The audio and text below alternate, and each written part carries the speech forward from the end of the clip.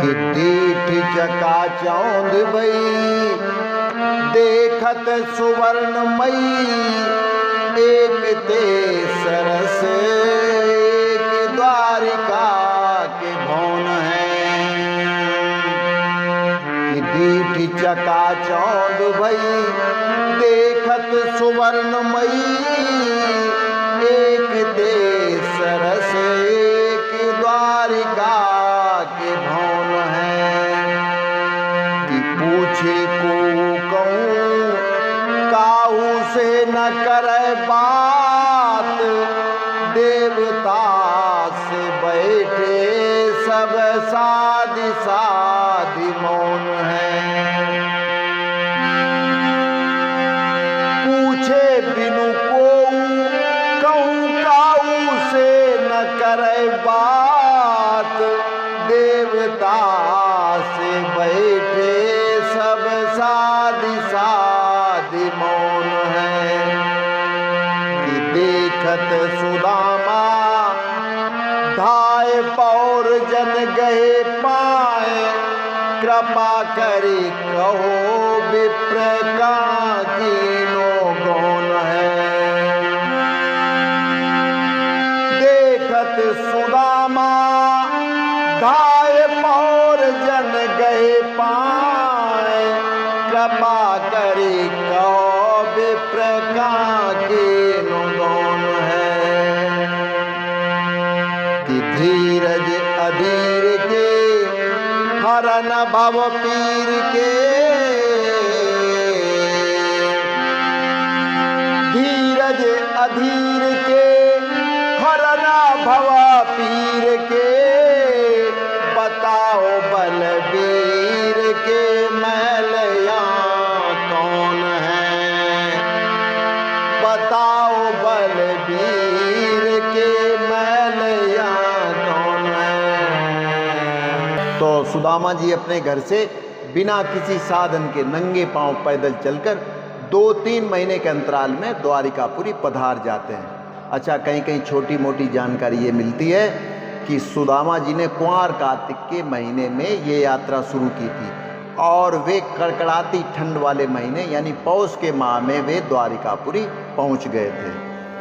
तो द्वारिका नगरी के सुंदर सुंदर भवन और मकानों को देखकर सुदामा जी की आंखें एकदम चकाचौंध हो जाती हैं, यानी चौंधियाई जाती हैं भव्य इमारतें देख करके।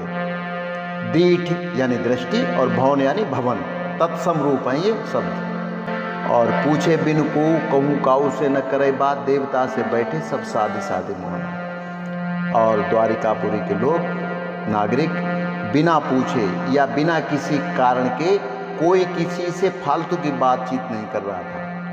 जैसे अपने शहरों कस्बों या गाँव में चिल्ल पड़ी रहती ना, लेकिन वहाँ ऐसा बिल्कुल नहीं था। वहाँ के बड़े बुजुर्ग व प्रबुद्ध लोग अपने घर के बाहर चुपचाप मौन धारण किए हुए देवताओं की तरह खामोशी से चुपचाप शांत बैठे हुए थे। तो देखत सुदामा धाय पौर जन गहे पाँव, कृपा करी कहो विप्र कहाँ कीनो गौन है। तो जैसे सुदामा जी को देखा, वे दौड़कर सुदामा जी के पैर छूने लग जाते हैं और कहते हैं बड़ी कृपा हुई महाराज जी आपकी, जो कि आप हमारे यहाँ पधारे। महाराज यहाँ आपको किसके यहाँ जाना है बताओ, मैं आपको वहाँ तक पहुँचा देता हूँ, मेरे से पूछो, मैं आपको रास्ता भी समझा देता हूँ, चलो मैं छोड़ कर आता हूँ। तो सुदामा जी कहते हैं कि धीरज अधीर के हरन भवो पीर के, बताओ बलबीर के महल यहाँ कौन है। अधीरों और दीन दुखियों के धैर्य को बांधाने वाले, भवसागर के कष्टों को दूर करने वाले परम वीर यदुवीर परम योद्धा, ये बता दो आप वो रहते कहाँ हैं, उनका मकान कहाँ पे, उनके कौन से महल हैं। इतना सुनते ही सब लोग चुप हो जाते हैं, लेकिन वे भगवान श्री कृष्ण के महलों की तरफ इशारा कर देते हैं। वे सुदामा जी से कहते हैं कि महाराज इसी रोड से आप आगे आगे चले जाएं, थोड़ी दूर जब आप चलेंगे तो वहीं से प्रोटोकॉल शुरू हो जाएगा और आपको सबसे पहले सिक्योरिटी गार्ड खड़े मिलेंगे, उन्हीं से आप पूछ लेना।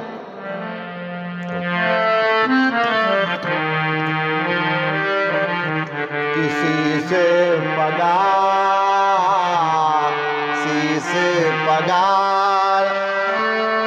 न झंगा तन में, शीस पगा न झंगा तन में, प्रभु जाने को आई बसे के ग्रामा।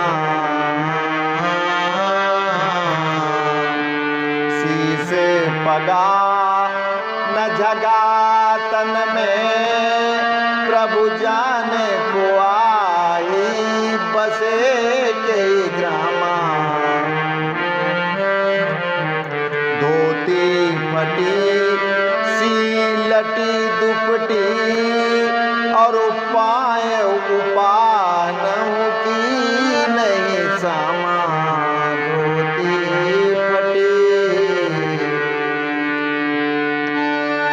धोती फटी सीलटी दुपटी, और उपाय उपान की नहीं सामा। द्वार खड़ो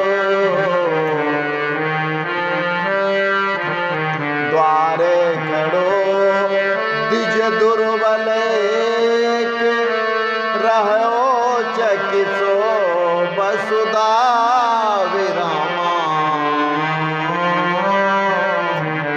द्वारे खड़ो द्विज दुर्बल एक, रहो चकिसो वसुधा विरामा।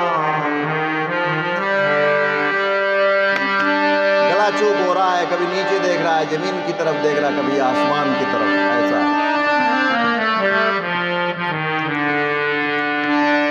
द्वार खड़ो द्विज दुर्बल एक, रहो चकिसो वसुधा विरामा।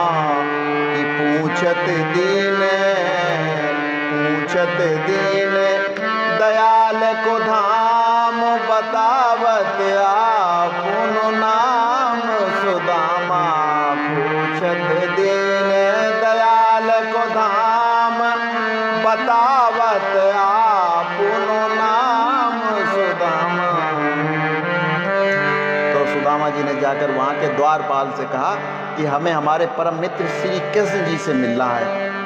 तो ये खबर और सुदामा जी की हुलिया का वर्णन वहाँ के एक द्वारपाल द्वारा भगवान श्री कृष्ण जी तक पहुँचा दिया जाता है। वह द्वारपाल श्री कृष्ण जी से कहता है कि महाराज जी, एक अत्यंत दुर्बल और कमज़ोर ब्राह्मण आपसे मिलने के लिए आया है। न तो उसके सिर पर पगड़ी है और न ही झंगा, न झंगा तन में, झंगे मतलब कुर्ता, कोई लंबा सा वस्त्र झंगा, और तन पे उसने कोई ढंग का कुर्ता भी नहीं पहन रखा है। धोती पहने हुए है, वो भी पुरानी सी फटी हुई सी, और लटी दुपटी, जो दुपट्टा है यानी गमछा जिसे कहते हैं, वो भी कंधे पर है और वो बिल्कुल जर्जर अवस्था में है। और महाराज जी, वह गरीब इतना है कि उसके ये भी सामर्थ्य नहीं है कि वो पैरों में जूते तक पहन लेता। उपानों की नहीं सामा, उपानों कहते जूते को। और वो अपना नाम सुदामा बता रहा है और आपका पता पूछ रहा है भगवान। तो बस आज के लिए इतना ही, कल फिर मिलते हैं। नमस्कार, जय श्री राम।